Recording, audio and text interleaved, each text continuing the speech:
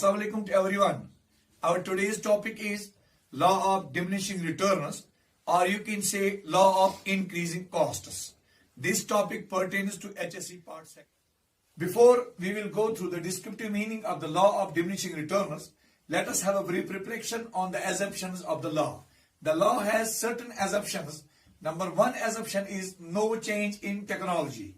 The law of diminishing returns scale explains that there is no change in the technology.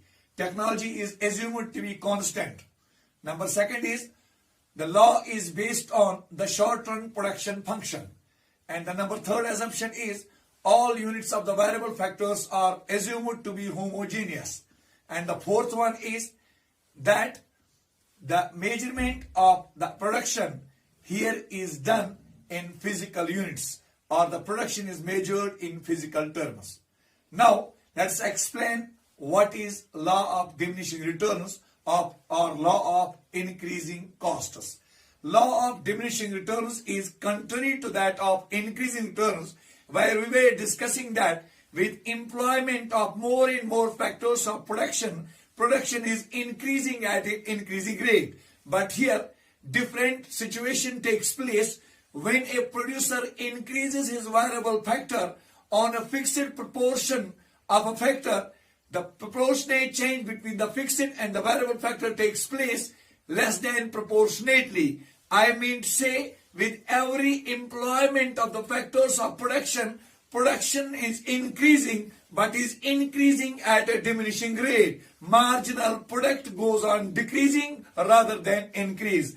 Or you can say, when a producer is increasing his variable factor with a view to increase the production, production is increasing less than proportionately. This brings decrease in the marginal product with every successive increase in the factor of production. Let us now explain the similar law of increasing costs, or you can say law of diminishing returns, with the help of the table and diagram. We have a table here explaining the law of increasing costs, or you can say law of increasing returns scale. We have a table consisting on 4 columns. Column number 1 shows the factor of production fixed, which is land. In the column number 2, we are taking the units of labor and factor as variable factor. In the column 3, total production in quintals. In column 4, marginal product, or you can say marginal returns in quintals. A farmer is having a fixed proportion of land. Let us suppose 2 acres of land.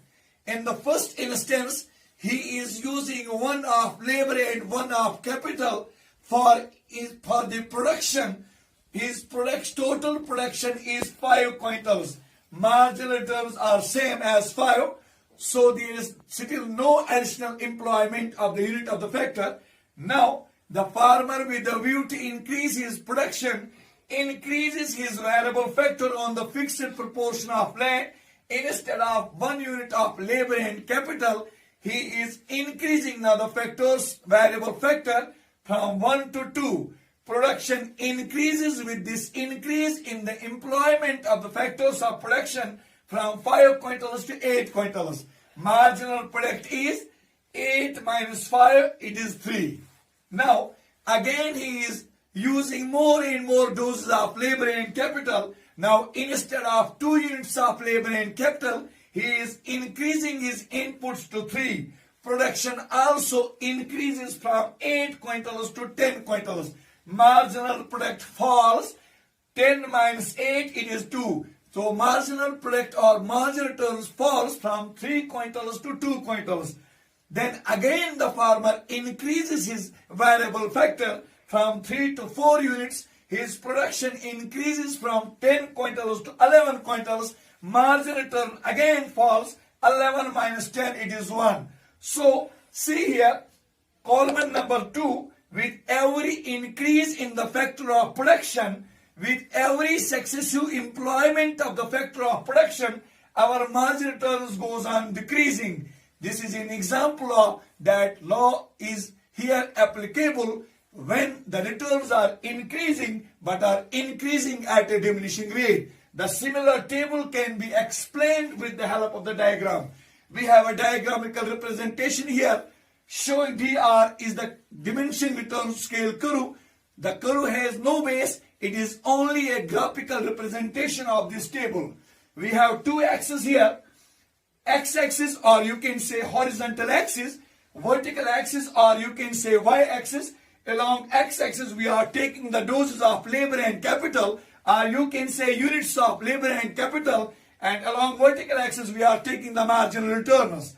See here what happens. We have the units of labor and capital. When a farmer is using 1 unit of labor and capital, his total production is 5 quintals, marginal product is same.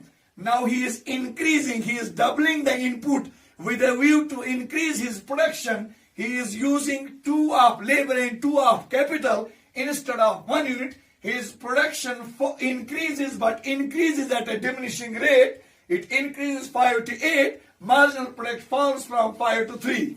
Now he is using 3 of labor and 3 of capital. Marginal product again falls because returns are increasing at a diminishing rate. Marginal return falls to 2.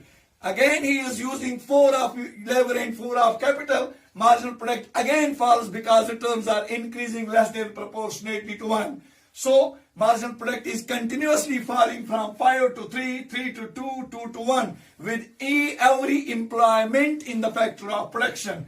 Now we are drawing a diminishing return scale curve which has a downward slope, in the shape of dr. Shows the curve is sloping downwards from left to right, shows the nature of law of diminishing returns to scale. Now let us now explain the second condition, why the law of diminishing returns scale is also known as law of increasing costs. Remember, law of increasing returns scale, that was also known by the another name, that is law of diminishing costs, because there the returns were increasing at an increasing rate, which were bringing the fall in the average cost. But here returns are increasing at a diminishing rate, which brings increase in the average cost. Let us see here why the law of diminishing returns to scale is also known as law of increasing costs. We have a table here to explain why it is known as law of increasing costs.